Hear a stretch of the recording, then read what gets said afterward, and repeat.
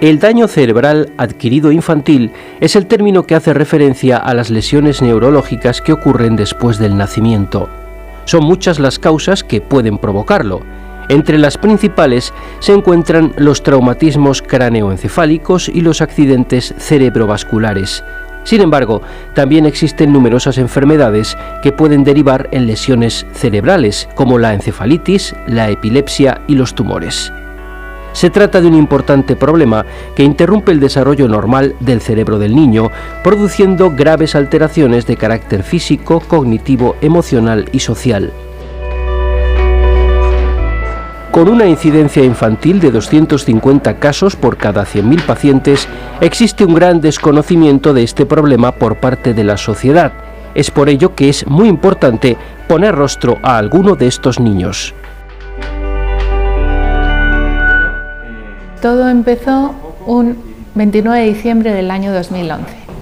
Ese día mi familia y yo estábamos haciendo una excursión por el campo, estábamos en Soria y íbamos caminando ya de vuelta para casa y de repente mi hijo Majés desapareció. Majés entonces tenía 8 años, es un niño adoptado en la India, por eso conserva el nombre que le pusieron allí. Y Majés desapareció, era un niño hiperactivo y realmente tenerle junto a nosotros era complicado. Entonces, bueno, de repente dejamos de verle, nos asustamos, pero confiábamos en que iba a estar al final del camino. Y cuando llegamos al final del camino, cuando era un cruce con una carretera, dijimos, uy, no está aquí esperándonos, qué raro. Vamos a casa, a ver si se ha decidido a ir a casa él solo, que nos extrañaba, pero en casa tampoco estaba. Nos asustamos mucho y llamamos al 112. En el 112 nos hicieron miles de preguntas, ¿no será que está con alguien y no lo sabéis? ¿O se ha ido a casa solo? No, eso no es. Majés se ha perdido, además se ha perdido en el campo. Soria hace muchísimo frío, ha ocurrido algo. Cuando por fin se convencieron de que había ocurrido algo, que costó un poco, pues ya montaron un dispositivo de búsqueda.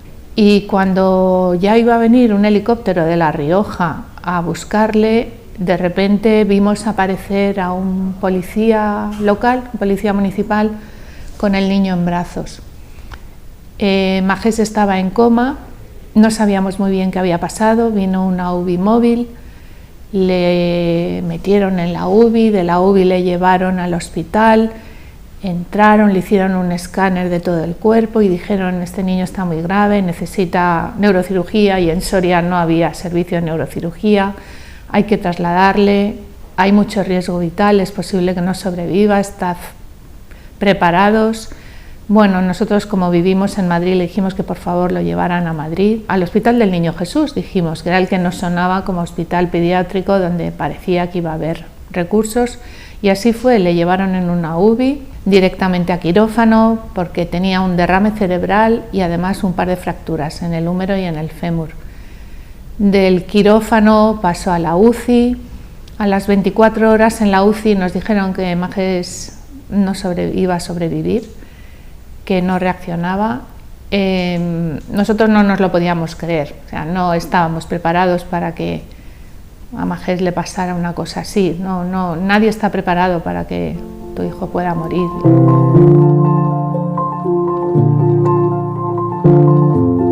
Y fue pasando el tiempo, estuvimos un mes en la UCI, fue una época durísima, en la que vivíamos allí en una especie de burbuja en la cual pasaban todo el rato cosas y no sabíamos muy bien qué era, pero veíamos la cara de preocupación de los médicos y estaba en coma, seguía en coma y tenía de vez en cuando unos picos de tensión craneal, había que hacerle corriendo un TAC de urgencias y volver, tuvo crisis de diencefálicas, le pusieron un montón de morfina, luego tuvo crisis de abstinencia, bueno, fue durísimo, pero bueno, fue pasando el tiempo y él iba ahí luchando por su vida y pasó a planta, y a los 2 meses de estar en planta nos dijeron que nos podíamos ir a casa.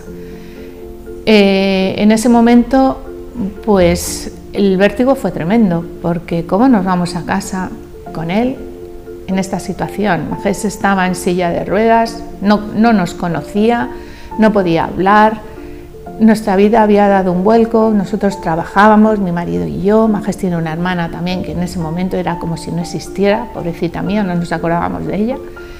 Y fue muy difícil. ¿Qué hacemos ahora? No puede volver a su cole, tenemos que comprar un coche adaptado, tenemos que adaptar en la casa todo.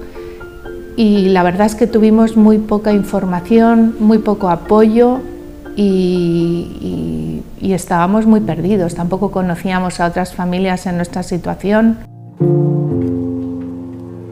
Lo estás haciendo fenomenal. Muy bien.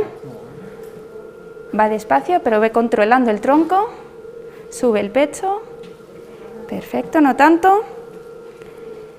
Nos dijeron que era muy importante que Majés tuviera rehabilitación intensiva, que lo que él tenía se llamaba daño cerebral adquirido, que es diferente a la parálisis cerebral, que esto es un término que a lo mejor la gente no conoce suficientemente bien. Los niños, cuando tienen una lesión al nacer, tienen parálisis cerebral. El daño cerebral adquirido es cuando hay una lesión, cuando el niño ya ha empezado a desarrollarse.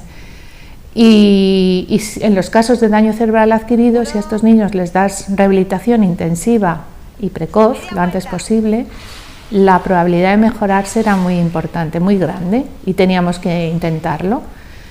En ese momento nos dijeron que había, pensad que estamos hablando del 2012, o sea, hace tiempo, había una unidad de rehabilitación infantil en un hospital que es la Beata Mariana.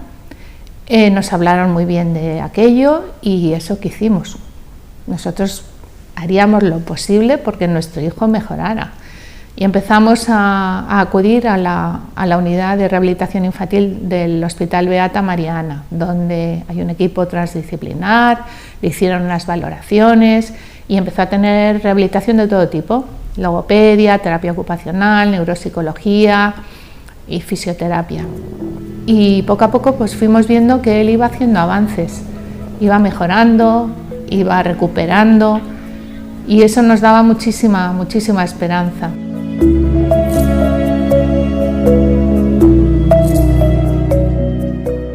Además de los traumatismos cráneoencefálicos, existen muchas otras patologías y enfermedades que pueden derivar en un daño cerebral. Es el caso de Valeria, a la que con tan solo 3 años se le diagnosticó el síndrome de Rasmussen, un tipo de encefalitis que deriva en graves crisis de epilepsia. Valeria, cuando tenía 3 años y medio, ella nació en parto normal. Todo fue normal hasta que un día nos llamaron del colegio diciendo que había tenido un episodio raro, no sabían describirnos exactamente lo que le había pasado. Se había caído, la habían encontrado en el suelo llorando y entonces tenía la pierna rígida, me comentó su profesora de infantil. Como fue aislado, decidimos esperar. A la semana le volvió a pasar con nosotros en casa.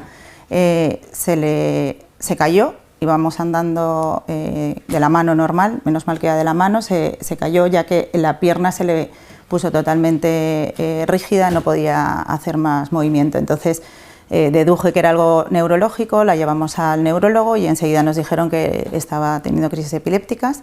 Estuvimos así hasta incluso 2 años, yendo a muchos médicos, pero el problema fue que las crisis cada vez iban siendo más frecuentes y más fuertes, hasta perder el conocimiento. Entonces la primera vez que perdí el conocimiento, que fue en nuestra casa, sentada cenando con vecinos, pues tuvimos que llamar al 112, con todo lo que conlleva ese miedo que no sabes lo que está pasando.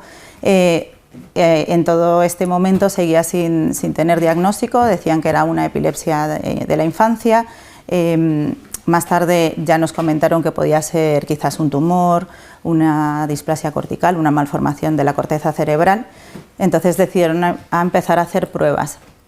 Hicieron una resonancia, pero todo esto a través de privado, porque las resonancias en el público tardaban como mínimo 6 meses y eso de una manera urgente. Y ahí el neurólogo se dio cuenta que tenía algo más que una simple epilepsia. La derivó enseguida al Niño Jesús, que es donde le empezaron a hacer todas las pruebas pertinentes para un estudio de la epilepsia. y ahí detectaron en la Ruber, a través de una resonancia con alta resolución, que tenía un posible síndrome de Rasmussen. Entonces ya ahí nos cambió el pronóstico, ¿no? Ella pasaba meses en el hospital, en la UCI pediátrica, porque las crisis podían ser cada 3 minutos. Ella tenía, como te dije, del corazón, tenía el pálpito muy rápido, el ojo se le movía, el movimiento en las piernas, y con 5 fármacos. Determinaron que la solución a las crisis que tenía ella era la cirugía de la epilepsia, que se llama hemisferectomía. Entonces esa cirugía lo que consta es pues desconectar directamente el hemisferio que tiene el foco de las crisis epilépticas del sano, para que la enfermedad quede aislada en ese hemisferio y no pase las crisis epilépticas al hemisferio que quedaría sano, y así pues que no se deteriore el niño más todavía. Entonces pues bueno, hicieron la operación en junio del 2017. A las 2 semanas o así volvió a brotar con las crisis. Le volvieron a hacer algunas pruebas y tal, y vieron que en la primera operación se había quedado un trocito sin desconectar, y por lo que se ve pues debido al foco que tenía ella, pues por ahí pasaban las crisis, y por eso se seguía teniéndolas. Entonces pues lo que determinaron era pues volverla a operar. A partir de ahí pues ya cesaron las crisis. Ella empezó ya a andar después de la primera cirugía. Si la primera cirugía fue en junio, pues en agosto empezó a andar, porque la secuela principal que tiene esta cirugía es que te quedas inmóvil de la parte contraria del hemisferio que te han desconectado. Entonces ella se quedó inmóvil de la parte izquierda. Entonces, pues bueno, con mucha rehabilitación en la unidad de daño cerebral del Niño Jesús, que eso es otra suerte que tuvimos. Estuvimos 18 meses ahí después de la primera cirugía, y pues ahí tenía terapias de fisio, de logopeda, terapia ocupacional, neuropsicóloga, y el profesor del hospital. Pues durante un periodo muy intensivo de 18 meses, pues bueno, consiguió recuperar la movilidad de la pierna, empezó a andar, y bueno, pues la tuvieron tratando, haciendo pues un montón de sesiones todas las semanas. Pues íbamos un par de horas casi todos los días. A partir de los 6 años la rehabilitación lo hemos tenido que hacer a nivel privado, porque todo está fuera de la seguridad social, con lo que nos lleva a ese problema económico tanto a nosotros como a todas las familias. Entonces sí que nosotros siempre estamos unidos con muchas familias en asociaciones, fundaciones, buscando esa financiación que no existe, porque a veces pues no te llega el dinero, y hay muchas familias que directamente no pueden hacer esa rehabilitación por ese problema. Valeria va a un colegio ordinario con apoyos motóricos, donde se le hace fisioterapia, pero no es una fisioterapia a nivel neurológico, con lo cual esa no se puede suplir. Nos han comentado varias veces que esa fisioterapia se debería hacer dentro de los colegios, pero si no es neurológica a nuestros niños no les sirve. Entonces al final tenemos que ir siempre a los privados.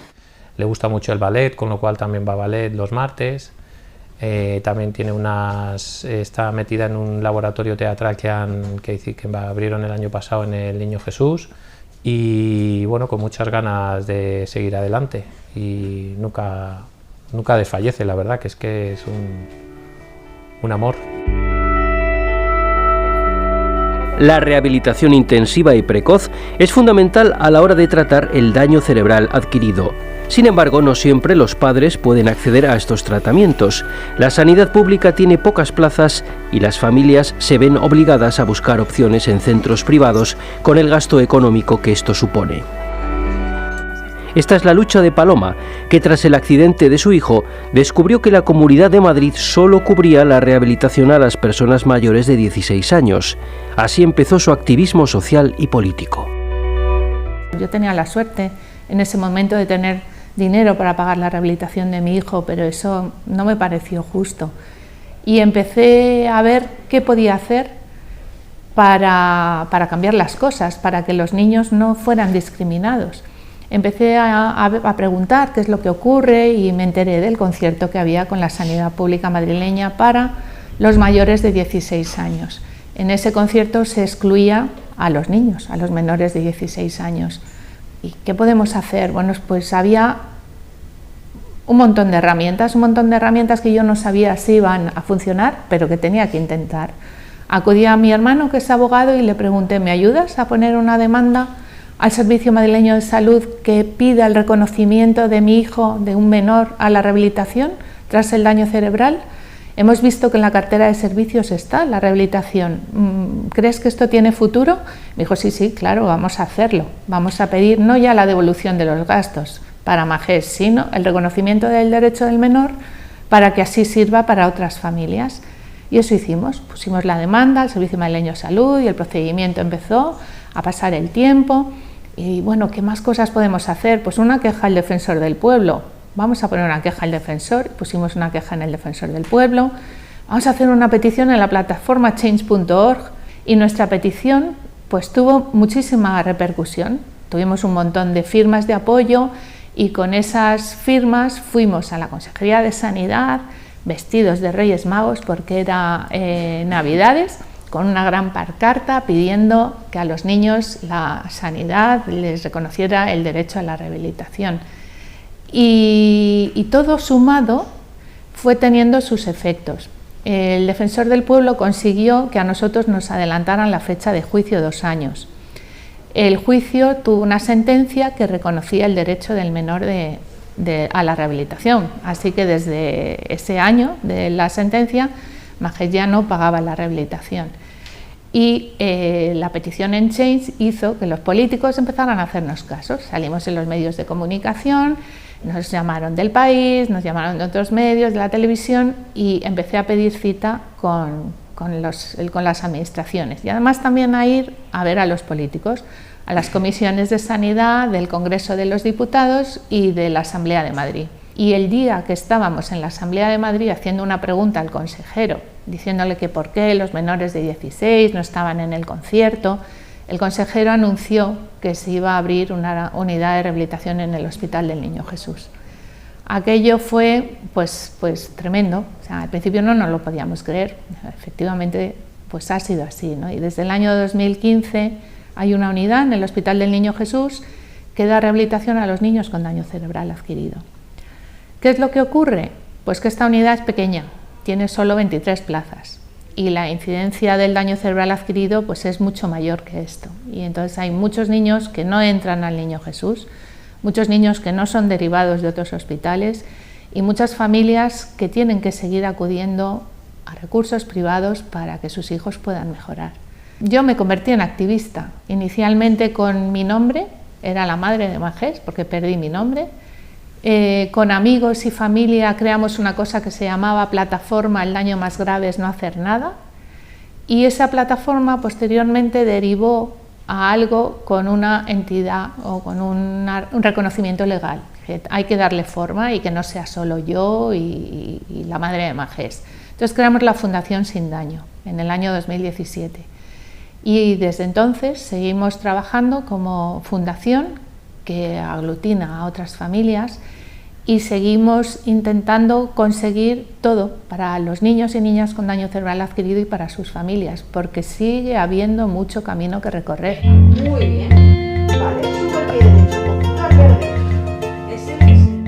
Esta lucha por una sanidad y por una rehabilitación más justa e integradora es muy importante, ya que en el daño cerebral adquirido es fundamental intervenir lo antes posible.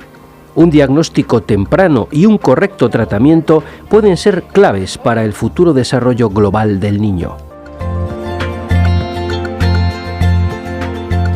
Después de que ha ocurrido una lesión cerebral, lo deseable es que se inicien procesos de rehabilitación transdisciplinares. Los fisioterapeutas se encargan sobre todo de la recuperación de las capacidades de tipo físico, volver a caminar, la marcha. También participan, junto con terapeutas ocupacionales, en el diseño de sillas de ruedas específicas para cada paciente en caso de necesidad.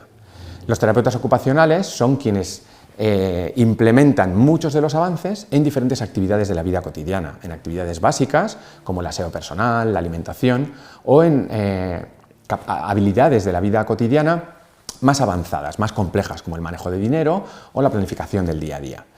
Los logopedas intervienen fundamentalmente en las capacidades de comunicación, pero también tienen una labor muy importante, por ejemplo, en el entrenamiento de la deglución para pacientes con disfagia y tienen dificultades y riesgo de atragantamiento.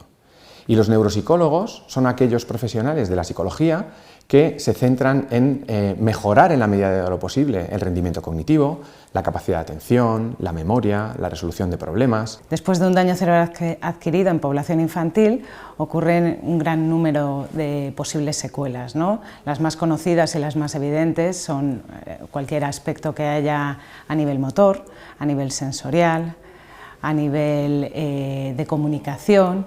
Pero luego hay un gran grupo de alteraciones, ¿no?, que son las alteraciones a nivel neuropsicológico, que muchas veces pueden pasar desapercibidas, sobre todo al principio o si los niños son más pequeños, que son todas aquellas que implicarían una ligera caída a lo mejor en el nivel intelectual, en la capacidad intelectual, dificultades a nivel atencional, en la memoria, las habilidades perceptivas, tanto visoperceptivas como a nivel auditivo, y en un gran grupo que se llaman las funciones ejecutivas, ¿no?, que condiciona la capacidad de los niños, ¿no?, para organizarse, planificarse. Creo que es importante tener en cuenta que en muchas ocasiones cuando los niños son pequeños y sufren un daño cerebral, debido a la edad que tienen y a que todavía queda mucho por desarrollar en ese cerebro, las secuelas todavía no son evidentes y pueden pasar desapercibidas, lo que puede ocurrir en un niño de 1 año, 2 años, 3 años, y luego empezar a aparecer estas dificultades cuando el entorno aumenta sus exigencias, ¿no?, lo que puede ser a lo mejor cuando pasa la etapa de primaria, ¿no?, cuando pasa a primero de primaria y se ve que ya sus aprendizajes empiezan a estar un poquito por debajo de lo que cabría esperar. De tal manera que los niños que han tenido una lesión cerebral necesitan, además de la rehabilitación inicial, que se hagan procesos de seguimiento a largo plazo, tratando de anticipar los posibles problemas que puedan ocurrir, pero también tratando de ir resolviendo todas las cuestiones que vayan surgiendo a lo largo de todo el ciclo vital. Tienes que conseguir que todas las manzanas caigan en la cesta. Gracias a la plasticidad cerebral de los niños, la mejora puede ser muy importante. Con mucho esfuerzo y dedicación, los pacientes pueden lograr un importante nivel de recuperación. Cerramos, estamos preparados antes de que caiga la manzana, perfecto. A lo largo de todo el proceso de rehabilitación, lo que podemos observar es que en la mayoría de los casos se van produciendo avances en todos los aspectos que están siendo trabajados. Esto lo que facilita es que los niños vayan incorporándose de forma progresiva a diferentes actividades de la vida cotidiana, tanto volver al colegio como volver a establecer relaciones sociales y bueno, que su desempeño en la vida cotidiana sea óptimo en función de las dificultades. Tengo la sensación de que en todos los casos hay algo que trabajar y hay algo que mejorar. Incluso en los pacientes más graves, que a lo mejor tienen un pronóstico incierto en cuanto a su mejoría cognitiva o a la mejoría física, lo cierto es que siempre se pueden hacer cosas. En muchas ocasiones lo que se puede enseñar es a las familias a trabajar en la vida diaria y a vivir con estas personas, enseñándoles cómo hacer transferencias, cómo ayudar en el aseo, cómo ayudar con la alimentación, de tal manera que no solamente se debe trabajar con el paciente, sino también con todo el entorno más inmediato, fundamentalmente con la familia. El objetivo es mejorar la calidad de vida del niño y de las familias. Indudablemente la mejora es más que evidente en todos los casos, y también preparar al niño al final para ese paso a la edad adulta, que es un paso muy importante en el que en muchas ocasiones necesitan a lo mejor simplemente una guía, ¿no?, pero también estar ahí presentes para poder acompañarles en todo el proceso.